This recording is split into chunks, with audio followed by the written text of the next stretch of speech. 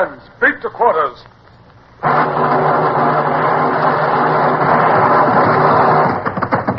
Run out the guns. Stand by the starboard battery. One broadside into her, if you please, Captain Bush. Pointers on target. Linstocks ready. Aye, aye, sir. Ready. Fire!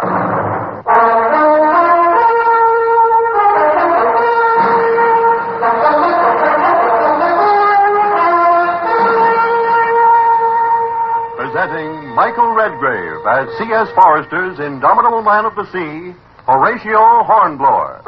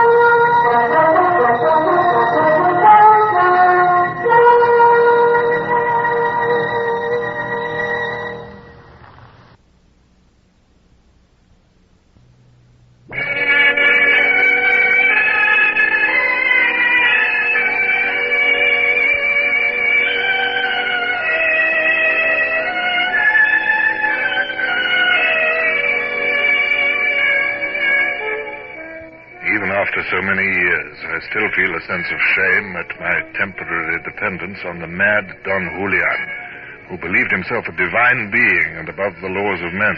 While I waited, I considered my best course of action. There was a chance that the Spanish ship might come in from sea, in which case, with half my crew ashore, I would be in a hopeless case. On the other hand, I had lookouts aloft, and I was frantic to secure stores, lest Don Julian's rebellion should come to a sudden and bloody ending. My respects, Senor Capitan. There are 400 cattle awaiting your orders, Capitan. My men are driving onto the beach. Good. The sugar is ready at El Supremo's mill. With regard to the tobacco, which special kind do you prefer? For some time, we've only been rolling cigars for our own consumption. I was hard put to it to suppress my delight at the mention of cigars. It was 3 months since I'd seen one. My men used Virginia pigtail twist, but that would be unobtainable on this coast. I waved a careless hand. Send as many cigars as will be convenient to you, and, such other tobacco as you have on hand. Si, senor. The coffee, vegetables, and eggs will be easy. But, with regard to the bread, Your Excellency will forgive me, but in this country we have only maize. There is a little wheat grown in the Tierra Templada, but you see, it rests in the hands of the unenlightened. Would maize flour suffice? This is serious. English sailors are unaccustomed to maize flour. I know, Your Excellency, but I can only obtain wheat flour by fighting for it. And I know that El Supremo would not like me to fight at present. El Supremo will be angry. Very well, I'll agree to use maize flour, but to make up for it, I shall require something else. I want drink for my men. Is there wine here or any ardent spirit? The people on this coast, sir, drink an ardent spirit with which you are perhaps not acquainted. What's that? It is distilled from the waste of the sugar mills from treacle, Your Excellency. Rum, by him. Yes, senor. Would that be of any use to you? I shall accept it in lieu of anything better. In fact, of course, my heart was leaping with joy. It would appear a miracle to my officers that I should conjure rum and tobacco from this volcano-ridden coast. Thank you, senor. And shall we begin to slaughter the cattle now? This was a decision I'd been postponing ever since I'd heard of the arrival of the cattle. I tested the sea breeze. It was not nearly so strong as yesterday, and the weaker the breeze, the less chance of the Natividad coming in to interrupt the revictualling. I took the plunge. Very well, senor. We will start now.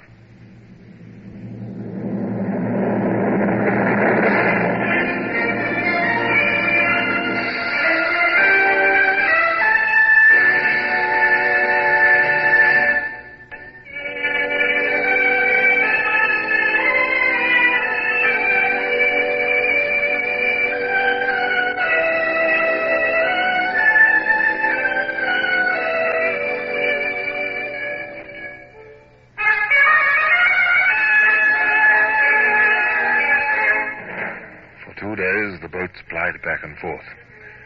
They came laden with joints of meat, and on board the purser and his crew toiled like slaves in the roasting heat, cramming the brine barrels with meat. Sacks of flour, anchors of rum, bales of tobacco. The hands sweated as they swayed these things up from the boats. The Lydia was gorging herself full. And in return, I kept my side of the bargain. Mr. Bush, you may release the muskets and kegs of powder and shot which we brought for Don Julian. You send it ashore. Hernandez will arrange its transport then. Aye, sir.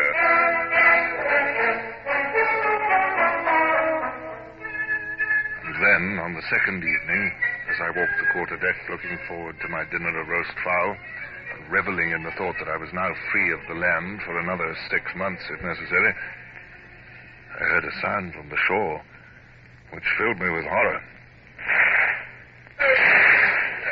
You put those muskets down! Put them down! Mr. Galbraith, you're in command here. What's the meaning of this? Sir, I don't exactly know. They've been torturing a poor devil up there, sir. Lashed into a spar and left him to die of thirst. Silence! Galbraith, I address you. I don't know how it began, sir. The party came running back from up there. They had Smith with them, wounded. He's dead now. Yeah, if another man speaks without orders, I'll have him in irons. Mr. Galbraith. I saw they were going to attack us, so I had the Marines fire. Oh, did you? I'll speak to you later, Mr. Galbraith. You, Jenkins. You, Poole. What were you doing up there? You knew the order that no one was to go beyond the creek? Tomorrow morning, I'll show you what orders mean. As I spoke, I heard a horse galloping up. It was Hernandez, riding as fast as he could. As Hernandez slid from his horse, I turned on him. Did El Supremo give orders for this attack on my men? No, Capitan. I think he will not be too pleased with you when I tell him of it. Your men tried to release a man condemned to death. That does not permit your men to kill mine. The inhabitants are angry and discontented. The whole country has been swept to find food for you. The criminal was condemned to death for driving his pigs into the country so that they should not be given to you. It was a delicate situation. I was anxious to be conciliatory if I could do so without angering my men, and I was about to lead Hernandez aside and soften my tone when... A ship is coming! Natividad! Your Excellency, this man has been watched from the mountain. Yes? From there he could see the sails of a ship coming towards the bay. He says he has often seen the Natividad and is sure it is the same ship. How far off is she? Aquí me sentí, a long menos. He says a long way, 7 leagues or more. She's coming from the direction of Panama. Mr. Galbraith? Sir? Get your men aboard with all expedition. My compliments to Lieutenant Bush and desire him to clear for action and beat hands to quarters. Aye, aye, sir.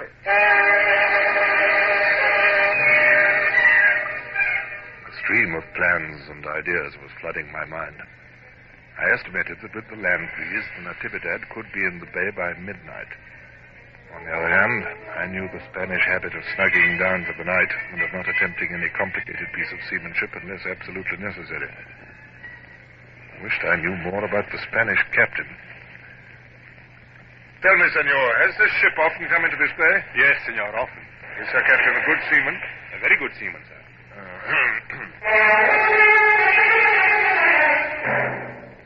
A landsman's opinion of seamanship was not worth much, but still, it was an indication.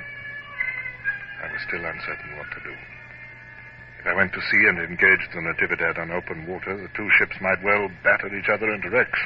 Rigging and spars, hulls and sails. I should suffer casualties which I could not replace here in the Pacific. I should expend priceless ammunition. Yet if I stayed in the bay and the plan I had in mind did not succeed, I should have to beat my way out of the bay against the breeze in the morning, presenting the Spaniard with every advantage.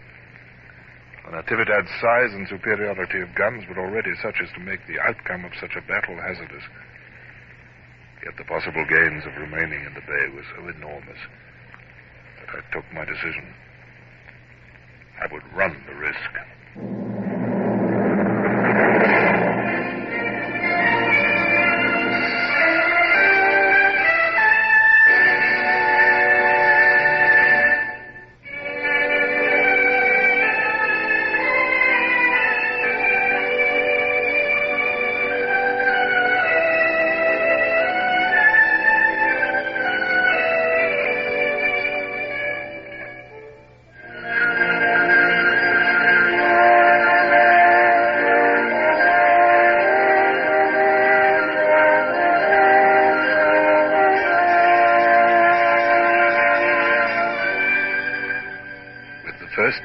of the land breeze, the Lydia glided across the bay like a ghost in the moonlight. I had hoisted no sail, lest a gleam of canvas become visible to the distant ship at sea. The launch and cutter were towing the ship, sounding as they went into the deep water at the foot of the island which marked the entrance of the bay. Manguera Island, it was called. I found myself pacing my tiny cabin, though it would be at least 4 hours before the Natividad could reach the entrance of the bay. I checked myself furiously. I must show the ship that I could face uncertainty with indifference. Follow you. Sir, my compliments to Mr. Bush, and tell him that if he can spare Mr. Galbraith, Mr. Clay, and Mr. Savage from their duties, I'd be glad if they'd sup with me and have a hand of whist.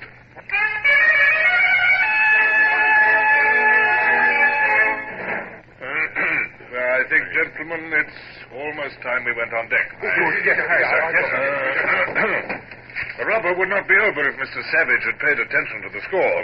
At the 8th trick, he should have played his ace of hearts instead of risking the finesse. I grant that the finesse had been successful. Had it been, it would have won him 2 more tricks. But...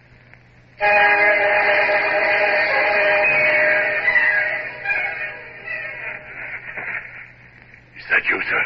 Yes, Mr. Bush. Is all well? It's infernally dark. Yes, sir, but you can see her when your eyes get used to it. She's still heading for the bay. Everyone's at his post, sir. From now until the last moment, everything must be done with as much silence as possible. Send the hands aloft ready to set sail. Aye, aye, sir. Bosun, hands aloft.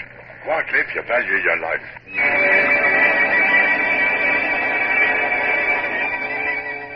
I hurried forward along the gangway, past the forecastle carronades with their crews crouching round them, and swung myself over onto the bowsprit.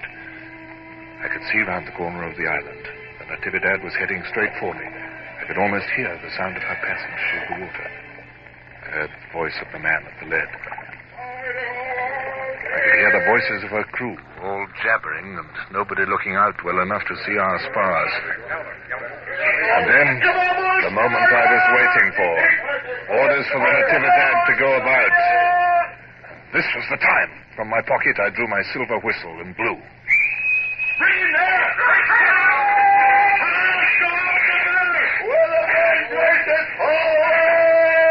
I raced aft again as the Lydia surged forward. Steady. Steady it is, sir. Port a little.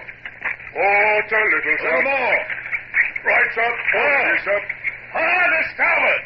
Hard to starboard here, sir. The Natividad had no time to gather way upon her new course before we came leaping out of the blackness and rasped alongside her. Months of drill bore fruit in that moment.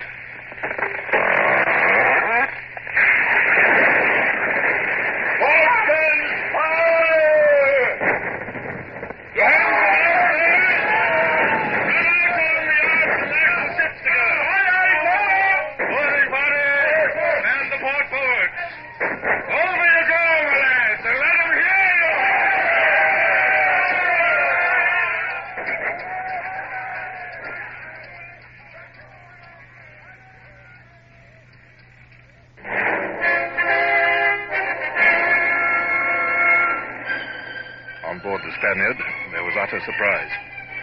One moment all hands had been engrossed with the work of the ship, with no enemy nearer than 4,000 miles away, seemingly. The next minute, our ship had come crashing out of the darkness. The night had been torn to shreds with the flare of guns. On every hand, men were struck down by hurtling shot, and now an armed host, yelling like fiends from the pit, poured aboard. The most disciplined crew could hardly have stood the shock. Yet some of the officers were hardy souls. They drew their swords and made a stand. They got Captain Boss! On the lower deck, the Spanish seamen were gathering together in the darkness to defend the hatchways when the second part of my plan came into operation. The 2 boats full of men, which I dispatched before we engaged, had prized open the lower deck ports of the Spaniards' port side, and now they came swarming in, the utter demoralization of the defenders.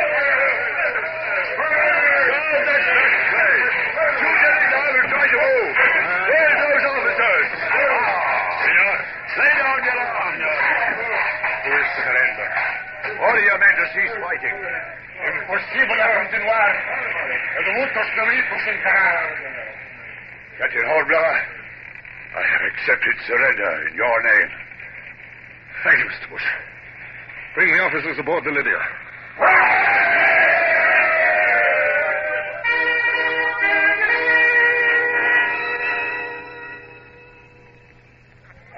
Men were happy. They would each get at least 25 guineas as their share of prize money for the Natividad. They were already spending it in imagination.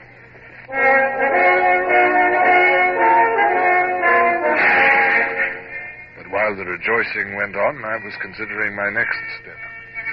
The immediately pressing problem was what to do with the Natividad, and especially its crew. I couldn't bear the thought of handing them over to that cold-blooded madman who called himself El Supremo. Although I was pledged to assist him in his rebellion against the Spanish rule, I felt no desire to assist him in mass murder. However, my next move was decided for me by the arrival of Hernandez from the shore. Capitan, El Supremo wishes to see you at once. My boat is waiting.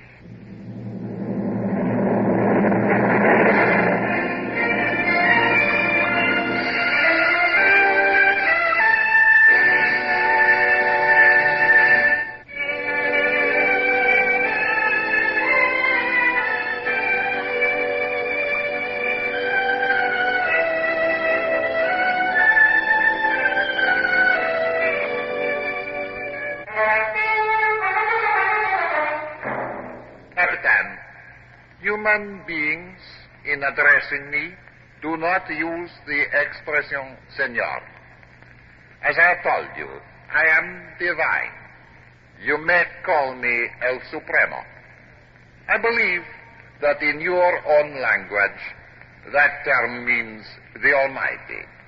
It is hardly sufficient to describe my divinity, but it will suffice. I could only bow. I dare not trust myself to speak. He was quite unconscious of having said anything at all remarkable. The navigating officers are still alive? Yes, Supremo. Then I will take the Natividad into my service. I will kill the executive officers and replace them with my own. The others and the common sailors will serve me. I had to think quickly. The Natividad is the prize of my king. Perhaps he would not be pleased if I let her go. He would certainly be displeased if he knew you had offended me. I have noticed before, Captain Hornblower, that you have verged upon disrespect towards me, and I have been mild enough to attribute it to your foreign breeding. I sighed to think England would lose a fine frigate and a fine opportunity. I realized that I must sacrifice my prize money and flatter this autocrat a little longer. But I was determined to preserve my prisoners' lives. I am sure it is my foreign breeding which is to blame, Supremo, but, well, how could it possibly be imagined that I could be lacking in respect to El Supremo? The ship is yours. General Hernandez, make arrangements for 500 men to go aboard the ships at noon. I will sail with them, and so will you. Certainly, Supremo. Is the Lydia to have the honor of carrying El Supremo to La Libertad? My crew would greatly appreciate the distinction. Naturally, they would.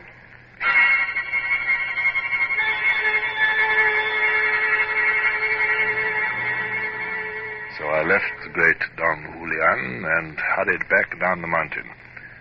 Once I had him aboard the Lydia, I was confident of being able to deal with him more easily. My officers were waiting to receive me when I rowed out to the ship. Mr. Bush, sir, kindly instruct my steward to put out my best uniform and make ready the after cabin for a state dinner for 8 people at 6 bells. Aye, aye, sir. In case your guests should require a salute, sir, may I ask their rank? You may, Mr. Bush. We are entertaining the Almighty. The Almighty? Yes, sir.